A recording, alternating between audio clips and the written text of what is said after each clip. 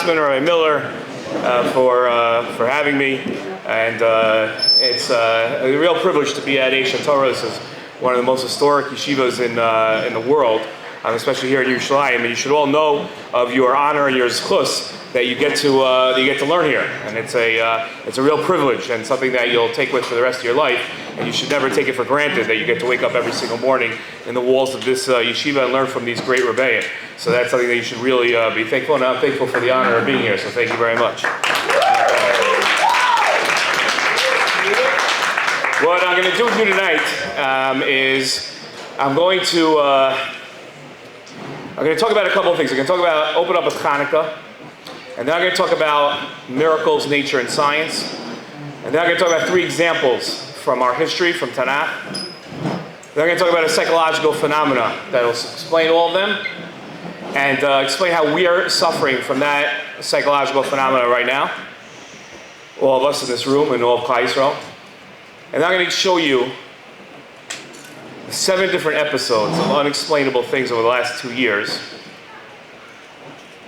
what's been happening to us without us realizing, and hopefully that will add at the end of the night to your Chanukah, and hopefully really to the rest of your lives. So let's get started. Tonight when we lit our 3rd candle, the second bracha that we made, we said that Hashem performs Nisim, bayamim, hahem, bazman, hazeh, which straight translation means that we are commemorating the miracles back then, today. But most people understand it differently. They understand the idea as we commemorate and celebrate the miracles back then, and also the miracles that happen today. And that opens up the question of what miracles are happening today. What does that mean, the miracles today? In order to answer that question, you really have to understand what miracles are. And you can't really understand what miracles are without a great one-sentence definition of miracles. And I think that most of us, when we think about miracles, we tend to go with a superficial understanding. We don't really try to explain it in as precise and exact manner as possible. And if I would ask you a question of, I'm a man of average strength. This is a podium of average podiumness. And could I put my hand, just by leaning in, could I put my hand through this podium? What would your answer be? No. You'd all be wrong.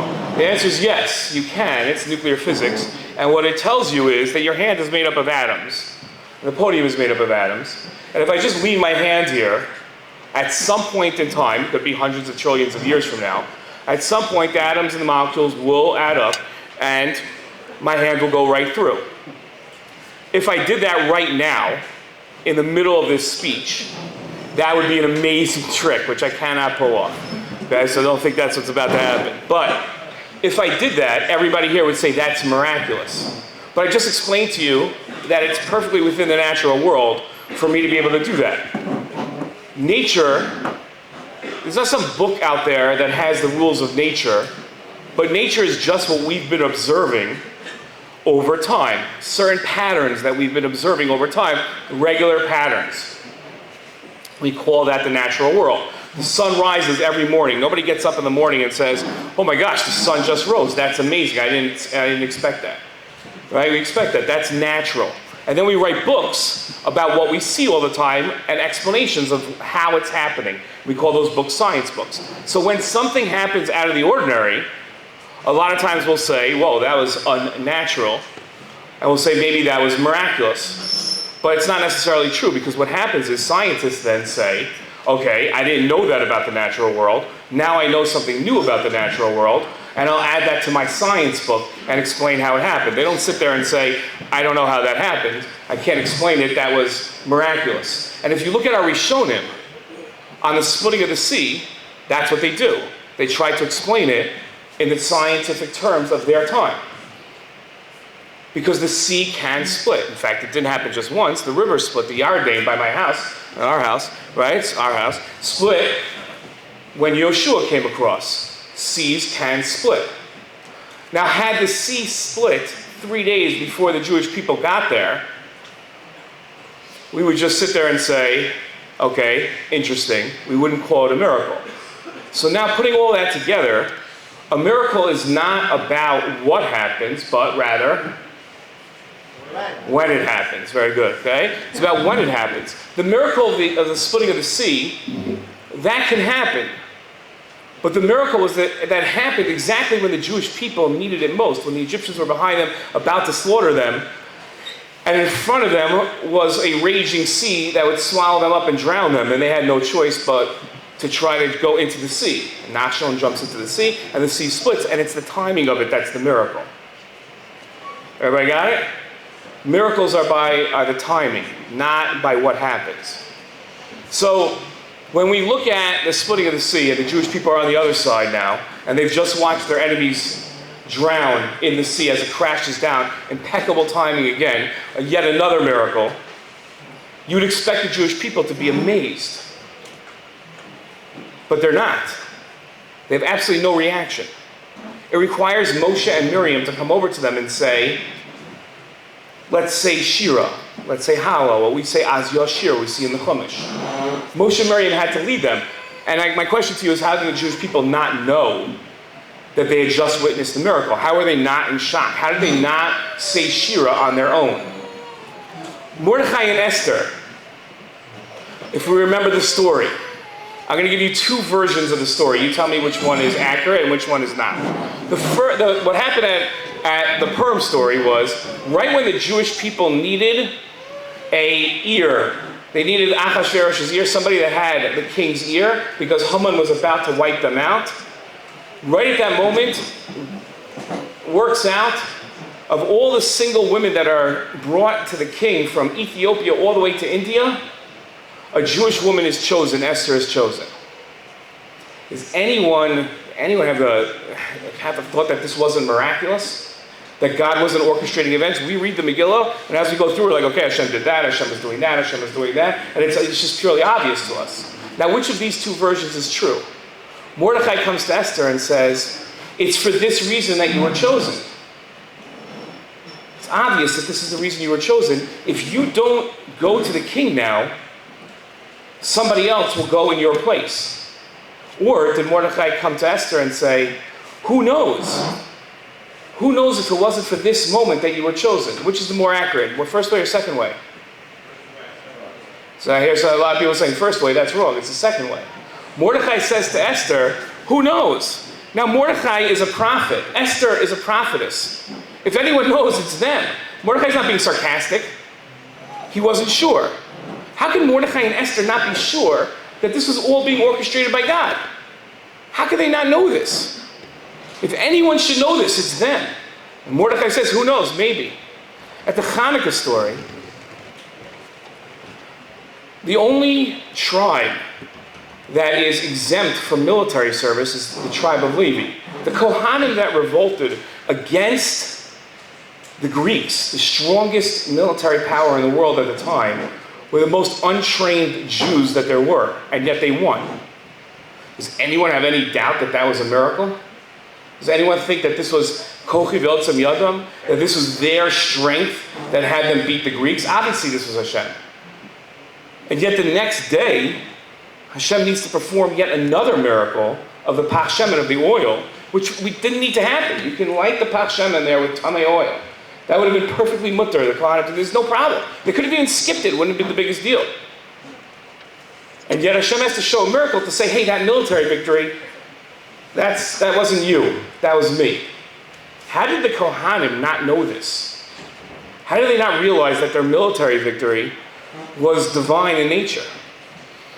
I'll explain all three of those questions the same way. The Jews at the sea weren't sure what happened. Mordechai and Esther weren't sure what was going on. And the Jews at the Chanukah story didn't know. Because there's a psychological phenomena that when incredible, unnatural, out of the ordinary things are happening to us, whether they're traumatic or they're joyous, we can't understand it. We're processing the pain or the joy that we're going through. And we can't fathom it all at once. So the Jews at the sea couldn't handle it. They needed Moshe and Miriam to say, hey guys, this was us. Mordechai and Esther couldn't know what was going on because they were in the middle of it. They were so worried about being annihilated that they had to think about it. And they didn't have time to think. And the Jews at the Chanukah story had just survived a war which they had no chance of winning and couldn't process what had just happened. So Hashem had to give them the miracle of the Pak Shemet to show them. I'm going to posit to you, and now I'm going to prove it to you, that we're experiencing that exact same phenomenon that our ancestors experienced. Over the last 2 years, we've been in an absolute daze. October 7th, Simchas Torah is drilled into our minds. The hostages drilled into our minds. The lost soldiers drilled into our minds. And it's all we can think about. Now, I have to take a step back and explain to you where the information comes from that I'm about to give you. A lot of times, we've become very, very skeptical, sometimes unfortunately cynical. Rabbi Rossman hinted to this about news that we get. When it comes to news, that we see news, a lot of times we say that's fake news. That can't be true. Unfortunately, it's also carried over a lot of times to our faith. We sit there and say, that's probably not true. It's above my set. That's not really, that didn't really happen. A lot of times our rabbis give us stories. We sit there and say, I don't know. That story probably didn't happen. Truth is, a lot of times it didn't, but we become very cynical and skeptical, and we reject a lot of the things that we're told. I want you to understand that in my life, what I do in Nefesh B'Nefesh is a tremendous amount of research. I teach all types of people. I teach all types of people. And I try to read between 3 and 4 books a week. I do hours upon hours of research of everything that I'm going to say to make sure that it's as true as I can make it. And I speak to people in the White House, I speak to people in the Senate, the Congress, I speak to people in the intelligence services of both us and the United States, I speak to members of the Knesset, I speak to members of the State Department. And this information I'm going to tell you, you might say, I don't know, maybe he's a rabbi, how does he know this stuff? I'm telling you this stuff is true. I'm going to give you 7 different things. And they're true. And most of them, we're not aware of it. I'm going to tell them out of chronological order for its best effect. In the middle of September 2024, we watched the greatest intelligence operation unfold. And it started some 20-odd years ago. 20 years ago, we fought in the Second Lebanon War against Hezbollah. The war ended prematurely after 34 days because one of our soldiers, one of our officers, tagged a building with a laser beam so that a smart bomb from a plane above him could blow up the building, and accidentally tagged the United Nations building with 100 non-combatants in it, men, women, and children. And we blew up that building and killed all 100 of them. Unjustifiable bombing. And the United States pulled its support the next day, and the United Nations Security Council forced a ceasefire, and Hezbollah lived to fight another day. Israel, intelligence services, defense services, were bent on making sure that never happened again, and that Hezbollah would one day be wiped off the face of the earth. And a 27-year-old analyst, she sat behind a desk, and she's going through the data from the war after the war, and she's seeing the pictures of the bodies of the Hezbollah fighters that are coming in, and she notices that each of them, on their chest, above their hearts, wears a walkie-talkie. And she goes to her boss at the time, who was a division head. His name was Yossi Cohen. Eventually he would take over the Mossad. And she says to Yossi Cohen, she says, how great would it be if we could put a bomb inside each of those walkie-talkies, thousands of Hezbollah fighters. And the next time they try this, you just push a button and they all have an explosive charge go over their hearts and kill them. They just drop dead right there. In most of our lives, when we suggest ideas to our bosses or to our teachers or to our administrators, and they're out of whack and they're not possible to be done, we're told that's not possible. And Mossad's ethos are different. It's a challenge. Okay, figure out how you're going to do it.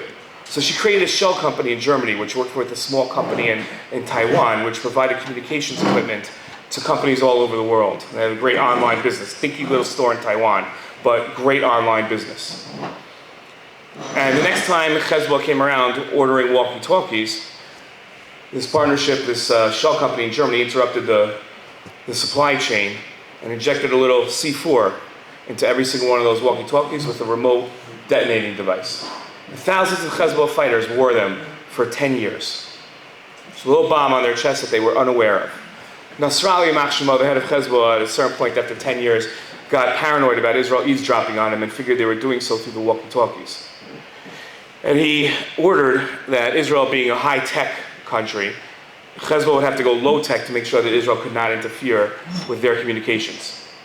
So the most low-tech thing he could think of was a pager. Nobody had seen a pager for 15 years. You cannot go online and buy 20 pagers. You can't find them on eBay. Nobody has 20 pagers, let alone 5,000. Eavesdropping on this conversation, the Mossad agent, now 15 years later, tells her shell companies, we got to restock pagers, which is the equivalent today of saying we should restock rotary phones. You'd be like, that's crazy. Who in the world is going to buy this? But we got to have thousands available. 3 days later, the bet paid off. A request comes in for 5,000 pagers. We're all too happy to supply those pagers with a little C4 and a detonating device inside of them. And Hezbollah fighters are walking around on their waist with these pagers. After October 7th, Nasrallah sees what Yahya Sinwar Yamach Shemo was doing with his communications, and he had switched to no digital communications to make sure that Israel could not eavesdrop and was passing messages through the tunnels. And Nasrallah says, that's what we have to do. We have to do that. So Nasrallah orders in 3 days' time for everybody to take their pagers and put them up in a closet next to the walkie-talkies, and they're going to go through handheld communications. Israel hears this and comes to Prime Minister Netanyahu and says, listen, you don't have to blow them all up, but if you don't do it now, it's never going to happen. They're never going to have these pagers. This is our only opportunity. It's use it or lose it time. Prime Minister Netanyahu orders on a Tuesday at 2:30 p.m., one page goes out to all the members of Hezbollah that have these pagers. It's over 5,000 people. Hold the pager up against your, like as close as possible to your eyes. Push 2 buttons simultaneously and a classified message will appear. The reason Israel was doing that was to get it as close as possible to their brains. And not everybody, if you remember the famous video of the bomb that went off in the grocery store, not everybody answered the page. So Israel blew up all the pagers. Only 42 people were killed by them, but over 3,000 fighters were taken off the battlefield that day, injured beyond the ability to fight ever again. How many Israeli soldiers were in operation on that battle? 0. The next day, you got to imagine that night, as one intelligence officer told me, he said, it's not that nobody else has ever done something like that before, it's that it's beyond the imagination of any intelligence service to even put something like that into play. So if you're the intelligence operatives and you've done this, you're going out and you're partying that night. They come back the next day to the Mossad headquarters, and I don't know this for sure, but I'm speculating here, and they're probably very exhausted, very tired from a night of partying. So when they turn on the live stream from their drones and of the Lebanese news and see at the funerals that Nasrallah has ordered the remaining fighters to put the walkie-talkies on so that he could communicate with them, you got to imagine that was the Hava Nagila moment where they all start dancing and looking for the old detonator. And they blew it up. And 25 more fighters died on the spot. I was watching the funerals and saw the bombs going off and wondering to myself, who in the world is blowing up Hezbollah funerals? It was us. Tuesday afternoon, the first wave goes. Wednesday afternoon, the second wave goes. Thursday was the greatest of the days because Thursday, Nasrallah ordered that the 20 remaining commanders, high-ranking people within the Hezbollah organization, do not use any form of technology, but rather get together in person at a certain apartment. 3 F-15s took off from Ramat David Air Force Base and planted 3 missiles straight through a window into their meeting and took out the 20 commanders. Tuesday, Wednesday, Thursday, Hezbollah is no longer a threat to the state of Israel, to the Jewish people. And how many soldiers did we lose? Out of the pages of Tanakh, 0. Now that Hezbollah is gone, attention focuses on Syria. Syria's been going through a civil war for the last 10 years. Assad, who is the head of Syria, who announced yesterday if anybody needs a local eye doctor, he's reopening his practice in Moscow. So that's serious. He really announced that yesterday. So the Assad was protected by Hezbollah and by the Syrian army. Hezbollah is no longer protecting him, and a true Russian, a man named al-Sha'ara, who is now the president of Syria, with a $10 million bounty on his head from the United States over the last couple of years, who today walks into the White House with no problem, realizes this is his chance and orders his troops in. How many of you just raise your hands? No, you can't raise your hand yet. No. What happened on December 8th and 9th to the Israeli army of this year? Just raise your hands if you know. The entire room is one hand up. I'm not even sure he really knows. But raise your hand when I say the war operation that you think Israel fought the hardest in during its last 77 years. 1948 Independence War. 1956 Sinai War. 1967 Six-Day War. Some hands. 1973 Yom Kippur War. 1982 Lebanon War number 1. 2005 Lebanon War number 2. 4 operations and 1 war in Gaza. The hardest Israel ever fought was December 8th and 9th of last year, and most Israelis, most people in Israel, have no idea it happened. On December 8th and December 9th, as al-Shara's forces came into Syria, everybody in the Kiryat, our Pentagon in Tel Aviv, realized, take out all the Syrian files, every attack plan. It's absolute chaos there, and put them all into play right now. 350 planes go off on 350 missions. That, over the course of 48 hours, we bombed every single Syrian Air Force jet, none remain. We bombed every single Syrian Navy boat, none remain. We killed every single general and assassinated them, none remain. We killed every single nuclear scientist working on their nuclear weapons program, none remain. We killed every single chemical scientist working on Syria's chemical weapons, which they had and don't remain anymore, and they don't remain anymore. We killed everybody, took southern Syria for ourselves as a buffer zone. And how many soldiers fell in those battles as we raced across Syria, bombing them and assassinating their people? 0. Out of the pages of Tanakh, we did not lose 1 soldier in Syria. And none of this stuff I'm telling you is classified. It's all in the public domain, and none of you even know it happened. With Hezbollah and Syria out of the picture, Iran is left vulnerable. It's late December 2024, and the only thing stopping Israel now from bombing them is an unenthusiastic American administration who does not want, at the end of its term, to have Iran being bombed and it's forced to go to war. So we wait a couple of weeks until President Trump takes over. And the first foreign leader to visit the White House after President Trump wins is Prime Minister Netanyahu.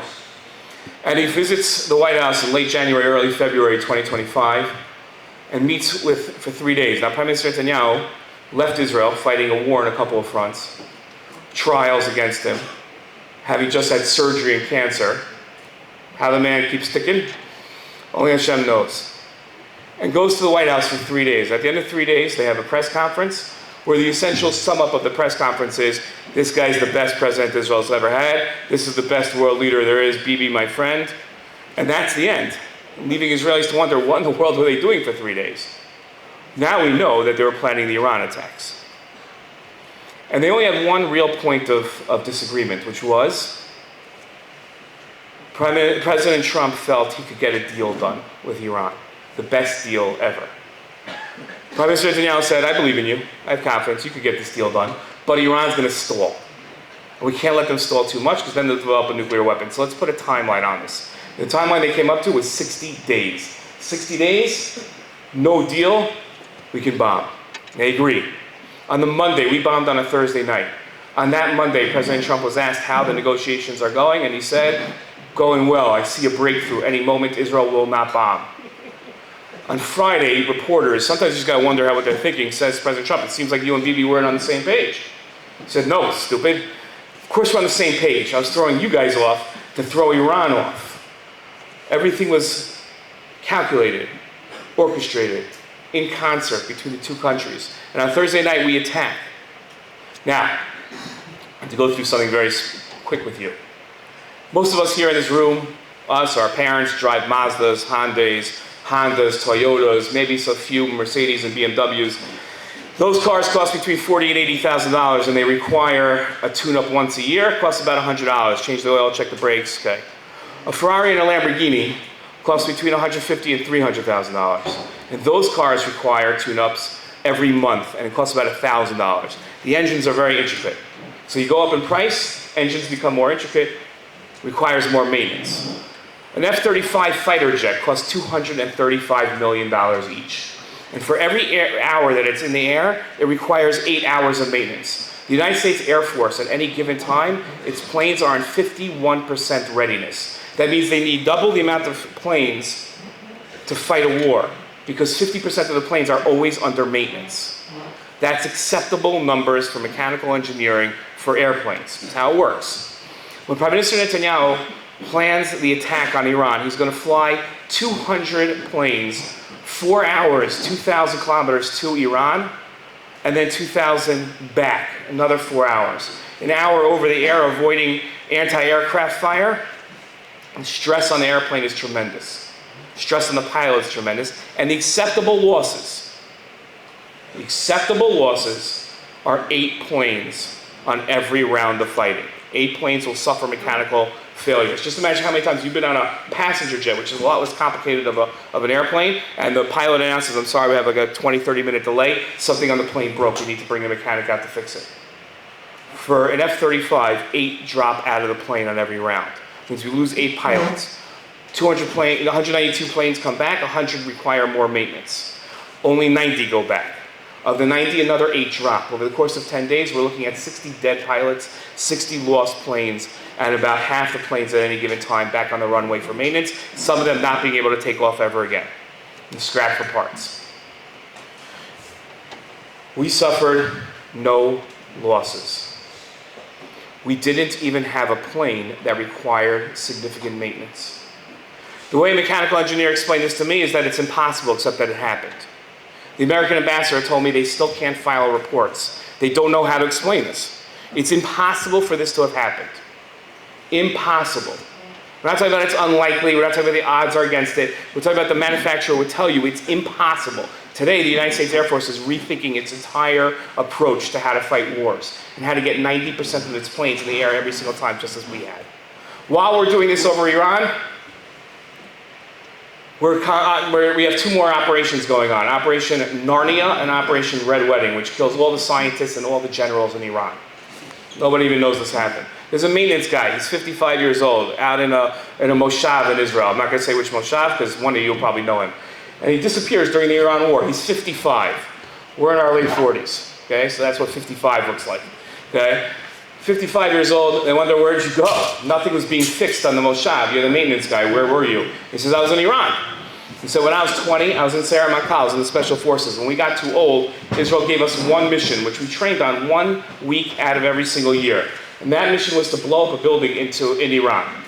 We never knew we were going to do it. As we got older, we got 30, 40, 50, we figured we're never going to get the chance. We got the call. We've flown out to Iran. We blew up the building, and then we came back. And now we don't have to go back to Miluim. So that was all we were trained to do.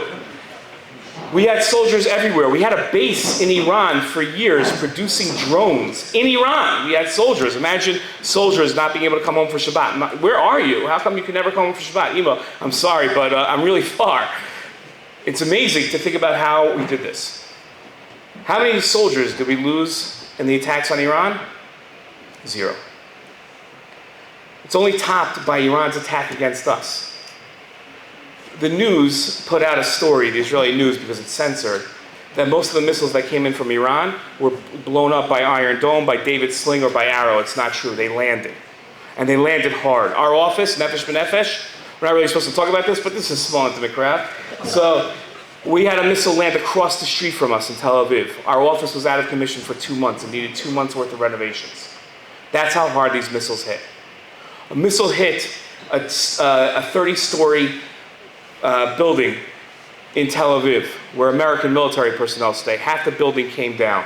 Not one person went to the hospital. American engineers from the State Department went out the next day to look at it and said, it's impossible. Soroka Hospital. The director of Soroka Hospital looked at one of its 8 buildings and saw it and said, if the missile hits this building, I don't know why he wasn't concerned about all the others, this will be bad. Empty the building. The next day it took a direct hit. Nobody was hurt. Not killed, nobody was hurt because nobody was in the building. In Yerushalayim, this is going to scare some people, we have a funeral home called Shamgar. Shamgar also stores dead bodies.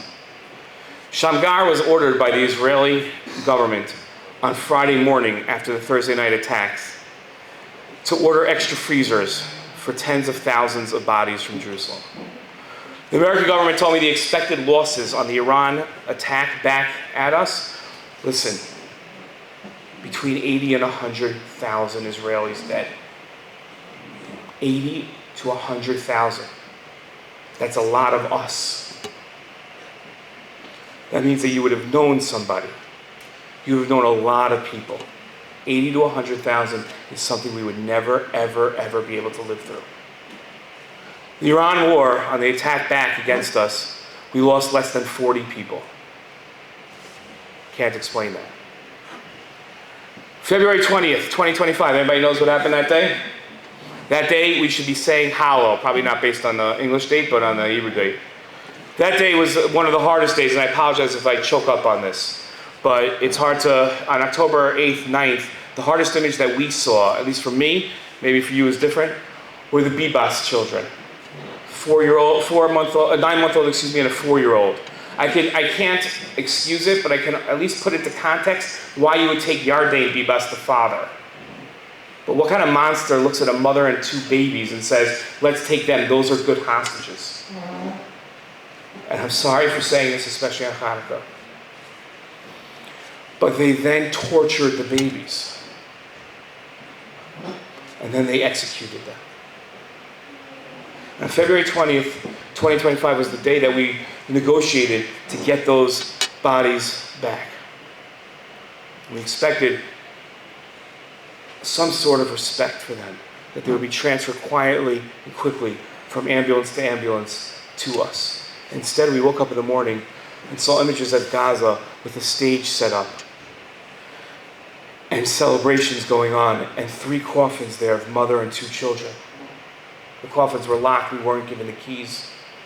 And then later in the day we found out that it wasn't even the mother, that they put a random Palestinian woman inside and sent her back just to make the torture a little harder for us. For those that were here, we couldn't process that day. We just couldn't think.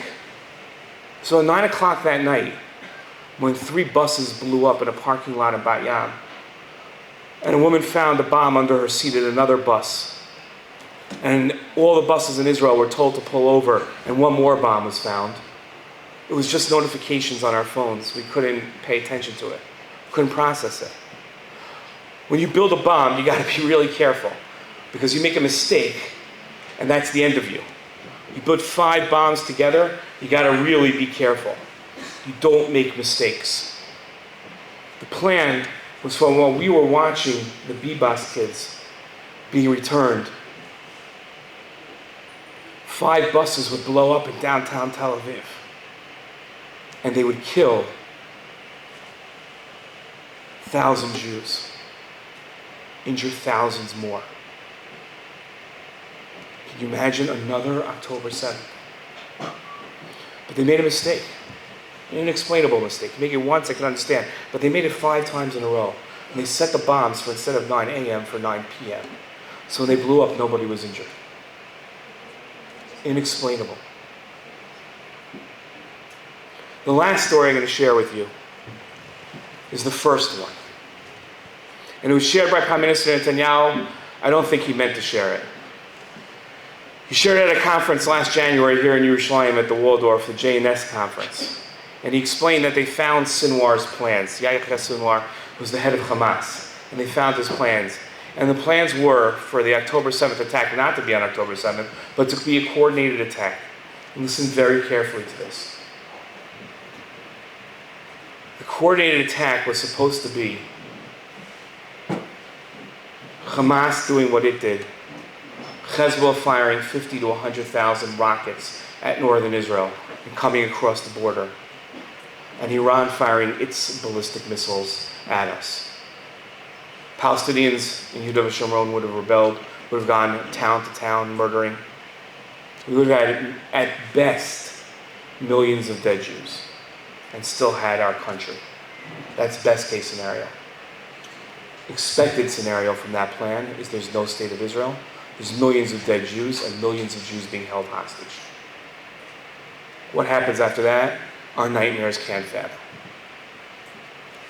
For reasons we'll never know, Sinwar jumped the gun and went early without telling Hezbollah and Iran. And what should have been the end of us turned out to be an amazing Yeshua, an amazing salvation.